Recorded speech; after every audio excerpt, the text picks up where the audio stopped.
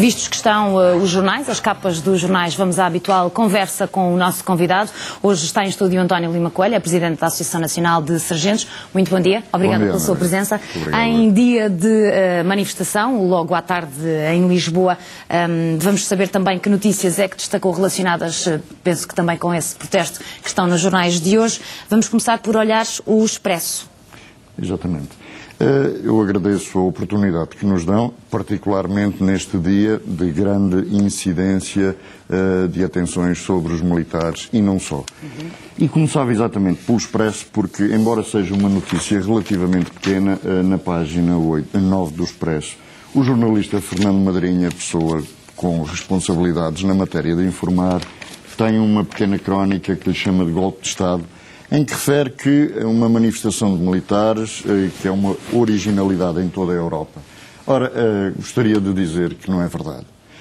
O jornalista Fernando Madrinha, com a responsabilidade que tem, deve saber que, por exemplo, já este ano, na Holanda, milhares de militares, e muitos deles fardados, se manifestaram contra determinadas medidas restritivas que o governo holandês apresentou. Em 2001, por exemplo, mais de 20 mil militares e polícias na Alemanha, nas portas de Brandemburgo, se apresentaram fardados a protestar contra medidas redutoras do sistema de reformas.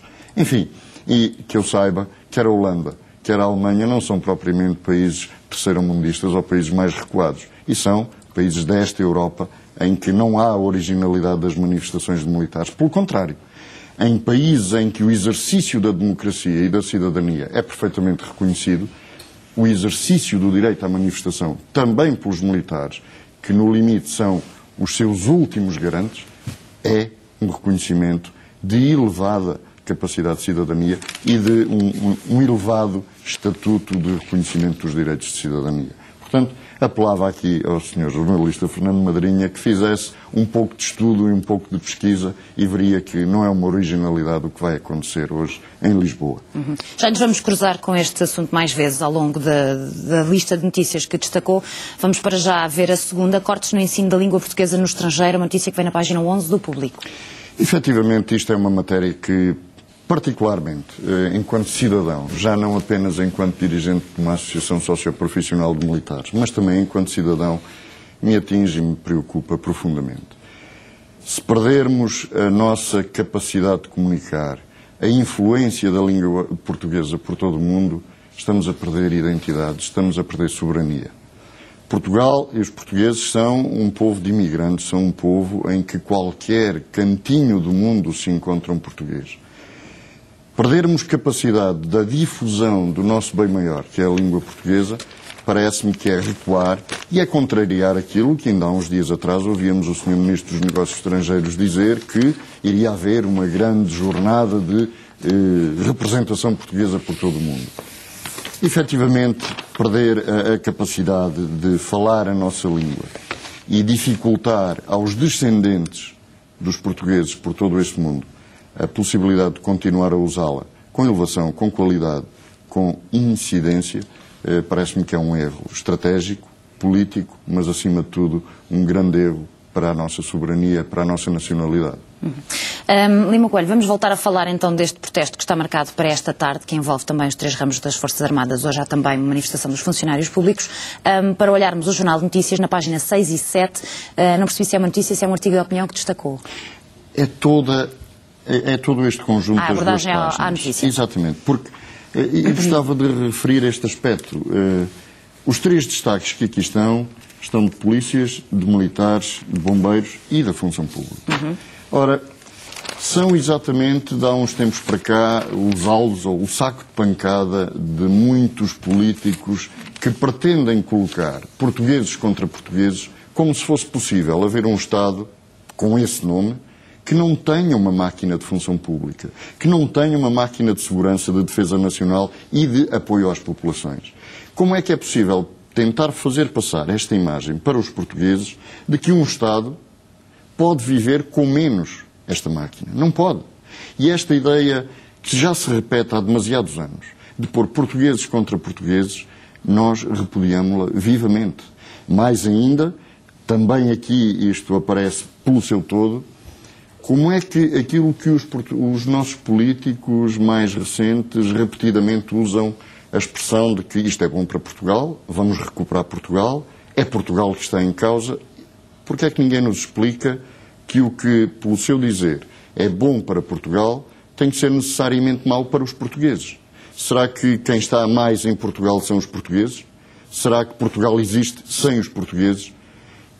Obviamente que não, isto é irónico e para nós a essência do nosso país são os portugueses. Mas Portugal não tem uma semana, tem vários anos e a atual situação é o culminar de vários erros no passado. Exatamente, e muitos desses erros praticados por aqueles que hoje clamam que é necessário o sacrifício. Contudo, e gostaria de fazer também aqui um realce, os militares, e neste particular falo pelo universo que represento, não estão ausentes nem indisponíveis para o esforço nacional, pelo contrário. Há décadas que o vimos fazendo, sempre abnegadamente. Agora, não vemos naqueles que nos exigem esses esforços a mesma resposta. Mas que tipo de limites é que já foram ultrapassados, por exemplo, na sua área?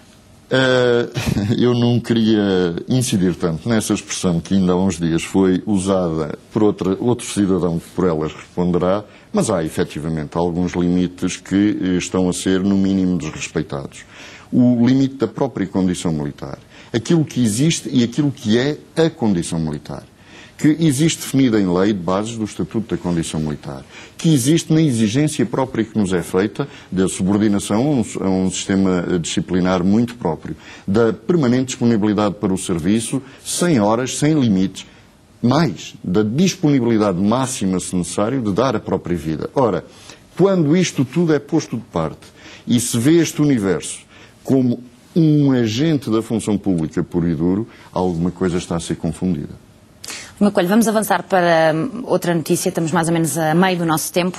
Na página 6, penso eu que num suplemento do Diário de Notícias, um artigo sobre controladores aéreos, a sua questão é, e os controladores aéreos militares? Efetivamente, esta é uma matéria que nos é muito cara. A Associação Nacional de Sargentos já teve a oportunidade de levar esta matéria à Comissão de Defesa, a sucessivos responsáveis governativos, aos diversos grupos parlamentares, aos chefes militares, neste particular, ao chefe militar da Força Aérea, mas continuamos sem resposta. Na transposição de uma diretiva europeia para a legislação nacional, em que é reconhecido o licenciamento aos controladores aéreos militares, a transposição dessa diretiva europeia para a nossa legislação nacional sofreu uma ligeiríssima alteração por força dos nossos legisladores e que levou a que os controladores aéreos militares ficassem totalmente fora desta diretiva europeia. No limite, podemos ter a situação de ter a trabalhar no nosso país um controlador aéreo ex-militar polaco, húngaro ou de qualquer outro país, e um controlador aéreo militar português não poder exercer essas mesmas funções na vida civil. Ora, numa altura em que se fala da abertura do aeroporto de Beja, que se fala na eventualidade de determinadas companhias usarem aeroportos militares para serviço aéreo, então pergunta-se e os controladores aéreos militares?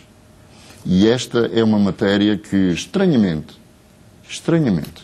politicamente continua guardada debaixo de um tapete muito pesado. Nós não deixaremos que assim seja.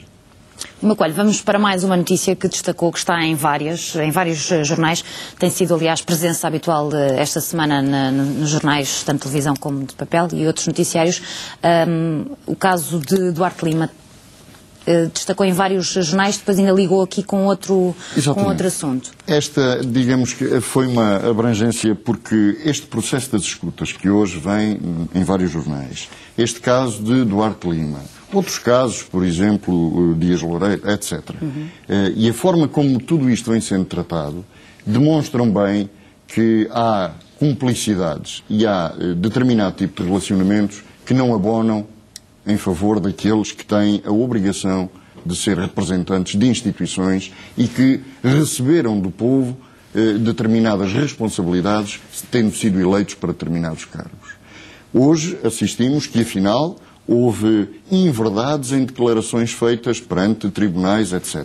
Ora, esta forma de isto aparecer retira credibilidade às instituições e a alguns destes agentes políticos, e depois há o perigo, tão português, de cairmos na generalização. Afinal, eles são todos iguais. E isto é que é um perigo, Porque é importante que o povo português desperte para tudo isto e perceba que não são todos iguais. Que há quem mantenha uma firmeza de caráter e uma procura de conduzir os destinos deste país onde devem ser. Agora, exatamente por isso, fiz também a referência neste mesmo bloco a uma questão que me parece absolutamente extraordinária.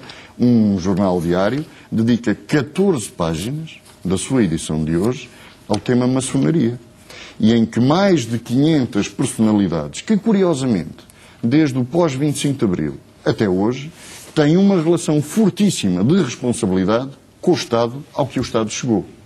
É bom que se leia este tipo de notícias e este tipo de artigo com uma perspectiva histórica e crítica, porque os nomes estão lá, não estou eu aqui a apontar para nome nenhum, o leitor, o cidadão português que se dê ao trabalho de o fazer e que depois reflita um pouco quando, periodicamente, de 4 em 4 anos, nos é dado o direito de exercer o nosso direito de escolha. Que todos percebamos o que é que está em causa. Lima Coelho, temos mais ou menos um minuto para terminar. Não queria deixar de passarmos ainda em revista a questão da concentração marcada para hoje no Rossio.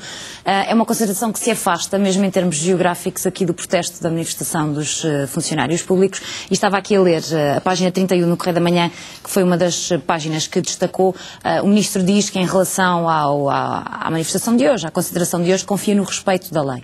Mas outra coisa não era de esperar. E o Sr. Ministro não está a dizer nada de novo, com certeza. Se há alguém que tem respeito pela lei e a cumpre, são os militares, porque têm esse compromisso jurado com a lei. Efetivamente, porque a lei nos obriga, temos que exercer o nosso direito de cidadania dentro de determinados limites e restrições. E assim o faremos. Não estamos a incumprir a lei alguma. Mas eu ressaltei também do discurso do Sr. Ministro ontem, numa cerimónia militar, uma cerimónia para honrar a memória daqueles que caíram no campo de honra, em que apareceram alguns recados que me pareceram desajustados do local. Mas, de qualquer forma, o Sr. Ministro responderá por isso, naturalmente, não eu. Mas quando o Sr. Ministro diz que os soldados portugueses não são políticos, não são dirigentes sindicais, não são funcionários públicos, o Sr. Ministro tem toda a razão.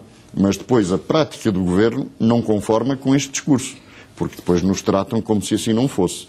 E quero dizer que quando o Sr. Ministro termina dizendo que os soldados portugueses são cidadãos, tem toda a razão. E o direito de cidadania assiste-nos. Mas será que os funcionários públicos, os dirigentes sindicais ou os políticos não são cidadãos? Há aqui um discurso contraditório que, no momento em que é dito, no local e perante a situação que vivemos, pode levar a erros. Lima Coelho, muito obrigada por ter estado connosco nesta manhã. Bom resto de fim de semana. Ponto final do Jornal das 10 às 11. Como sempre, voltamos para atualizar toda a informação. Volte connosco. Até já.